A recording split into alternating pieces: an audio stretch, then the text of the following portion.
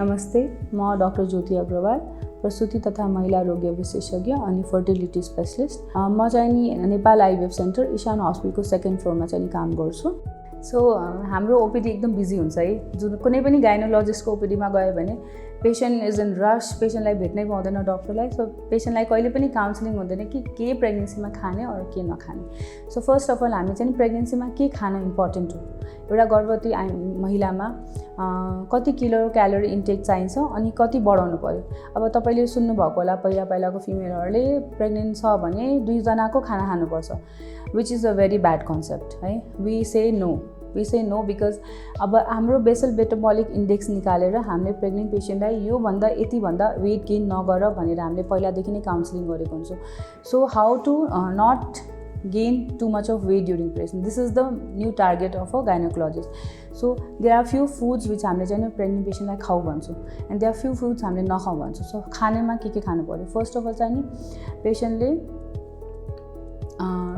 Legumes भनेको ग्रेन्सहरू जस्तो हामीले दाल भयो, सोयाबिन भयो, which are very rich in protein हैन, अनि पिनट्स भयो, यिनीहरू खानु पर्यो। सेकेन्ड भनेको पेसेन्टले lot of leafy vegetables, green leafy vegetables. The green leafy vegetables contain lot of fibers अनि iron अनि phosphorus, यिनीहरू चाहिँ नि खानु पर्यो। थर्ड भनेको डेरी प्रोडक्ट्स, किनभने एउटा फिमेलमा बच्चा बनाउनलाई उनीहरूले धेरै क्याल्सियम आफ्नो बच्चालाई पुश गरिरहन्छ आफ्नो बडीमा। So they become very week. So एउटा फिमेल प्रेग्नेन्ट पेसेन्टलाई अराउन्ड 1100 mg अफ क्याल्सियम चाहिन्छ। सो त्यो क्याल्सियमलाई पुरा गर्नलाई पेसेन्टले एटलिस्ट मिल्क, चिज, डेरी प्रोडक्ट्स खान मिल्छ। कोही पेसेन्टलाई अलिकति मिल्क पचाउन गाह्रो हुन्छ, सो उहाँहरूले दही, योगर्ट खान मिल्छ, उहाँहरूले चिज खान मिल्छ, पनिर खान मिल्छ, बिकज त्यसमा चाहिँ नि ल्याक्टोज नभएर ल्याक्टिक एसिड हुन्छ, विच अ प्रेग्नेन्ट पेसेन्टले पचाउन सक्नुहुन्छ। अर्को भनेको प्रेग्नेन्ट पेसेन्टले avocado is called a super food है। अनि हाम्रो नेपालमा त कति राम्रो एभोकाडो पाउँछ होइन। So avocado is very healthy, it has a lot of fatty acids which is good fatty acid. So पेसेन्टले चाहिँ नि एभोकाडो आफ्नो डाइटमा इन्क्लुड गर्यो भने धेरै राम्रो हुन्छ।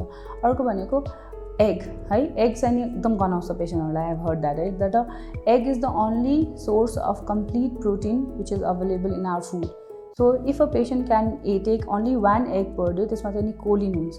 कोलिनले चाहिँ नि बच्चाको ब्रेन र न्युरोट्युबलाई डेभलपमेन्टलाई हेल्प गर्छ। सो एग खानुपर्छ पेसेन्टले।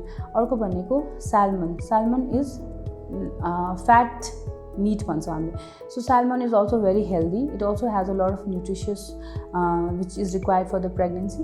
प्लस मान्छेले भन्छ सी फुड त खानुहुन्न, हो सी फुड खानु हुँदैन धेरै मात्रामा, किनभने मर्करी कन्टेन्ट हुनसक्छ, तर little bit of seafood or salmon will not cause any harm to the pregnant patient. अर्को भनेको लिन मिट भनेको पोर्क भयो, बिफ भयो होइन, अनि तपाईँको चिकन भयो। So these also contain a lot of dietary requirement which a pregnant patient needs during the pregnancy. अर्को यो सबै बाहेक पेसेन्टले hydration, so patient has to take a lot of water.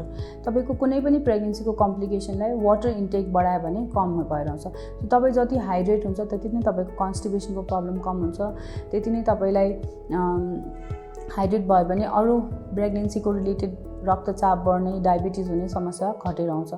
So hydration is also one of the very important part of pregnancy. अर्को भनेको तपाईँले सुन्नुभएको होला dry fruits. So all the dry fruits should not be taken during the pregnancy, किनभने कुनै dry fruits are healthy, कुनै dry fruits are only fatty. So कुन dry fruits खानुपर्छ? Almond is a very good dry fruit which has a lot of folic acid. So folic acid is required तपाईँको brain डेभलपमेन्टको लागि, तपाईँलाई neural tube डिफेक्टबाट बचाउँछ। So तपाईँको हामी यसरी पनि फलिक एसिड प्रेग्नेन्सीमा सप्लिमेन्ट गर्छौँ। सो तपाईँले खालि आलमन्ड मात्रै खायो भने तपाईँको अलमोस्ट एडिक्वेट फलिक एसिड तपाईँले त्यही आलमन्डबाटै पाउनुहुन्छ। सो आलमन्ड खानु पर्यो, वालनट खानु पर्यो। This two are very important dry fruits which you should take during pregnancy. अर्को भनेको fig is also very important during pregnancy. So यो 3टा ड्राई फ्रुट तपाईँले आफ्नो डाइटमा इन्क्लुड गर्नु पर्यो। अर्को भनेको makhana is known as lily nuts. So lily nut is a very rich source of carbohydrate. सो तपाईँलाई भोक लाग्यो भने तपाईँले त्यो बिस्किट मन्च गर्नुभयो अथवा तपाईँले त्यो प्याकेट फुड मन्च गर्नुभयो भन्दा बेटर तपाईँले त्यो makhana, you can just roast it and take it. That makhana is rich in calcium and rich in carbohydrate छ, तपाईँलाई भोक पनि लाग्दैन त्यो खायो भने, and it is very nutritive for your pregnancy. First of all त किन खानु पऱ्यो टी कफी प्रेग्नेन्ट पेसेन्टले होइन, तर इफ एकदमै क्रेभिङ भयो भने तपाईँ 1 cup will not do any harm, 1 cup a day or 1 cup once in a while will not do any harm, because हामी नेपालीहरूलाई चिया खानै पर्छ होइन, चिया खायो भनिरहन्छ एकअर्कालाई। So 1 cup a day will not do any harm. But फरेनर्सहरूलाई देख्यो भने त उहाँको हातमा जहिले पनि कप हुन्छ, कफी सिपअप त्यो चाहिँ नि गर्न पाएन प्रेग्नेन्ट पेसेन्टले। अब किन खानु भएन, तपाईँलाई लजिक त थाहा पऱ्यो कि किन खानु भएन। So if you take a lot of tea and coffee तपाईँको हार्टबिट बढ्छ, and so how your baby's heartbeat will also get increase. So तपाईँले त अलिकति हार्टबिट प्याल्पिटेसन भएको धान्न सक्नुहुन्छ, तर बेबीलाई चाहिँ गाह्रो हुनसक्छ। So that is why we say tea coffee should not be taken, and it is the same for very sugary diets. Sugary diet भनेको तपाईँले एकदम सुगर भएको कोक, पेप्सी यिनीहरूले पनि एकदम हाई कन्टेन्ट अफ सुगर हुन्छ। सो त्यसले पनि तपाईँको बेबीको हार्टबिट बढ्छ। सो टी कफी डाइट्री बेभरेजेसहरू टु मच अफ सुगरहरू यिनीहरू चाहिँ नि प्रेग्नेन्सीमा जति सक्दो तपाईँले लिमिट गर्नुपर्छ, तर once in a while will not cause any harm to the. So these are the foods which I tell my pregnant patient to take during their pregnancy, the whole pregnancy. Whereas there are few fruits which you cannot take during pregnancy, which is very few. Actually अब हामीले सुनिरहेको हुन्छ papaya खानु हुँदैन अथवा pineapple खानु हुँदैन। Ideally that is a wrong concept. You can take papaya, but obviously तपाईँले धेरै पपाया खानुहुन्न, अलिकति मात्रै खानुहुन्छ। सो अलिकति पपाया पाइनएप्पल खान मिल्छ। त्यो र पपाया हेज सम इन्ग्रिडियन्ट्स जसले चाहिँ लिभर पेन इन्ड्युस गर्न सक्छ। So why to take risk? So we say the patient don't take papaya, but you can take pineapple, you can take all kind of fruits. In fact seasonal fruit is better. So तपाईले जब seasonal fruit खानुहुन्छ, कसैले भन्छ mango खानुहुन्न, why? It's a seasonal fruit, you can take, but only one.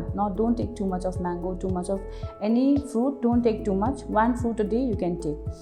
अनि अर्को भनेको smoking, drinking. This is smoking, drinking and drugs. These three things you have to avoid, and normal healthy balanced diet you should take during pregnancy.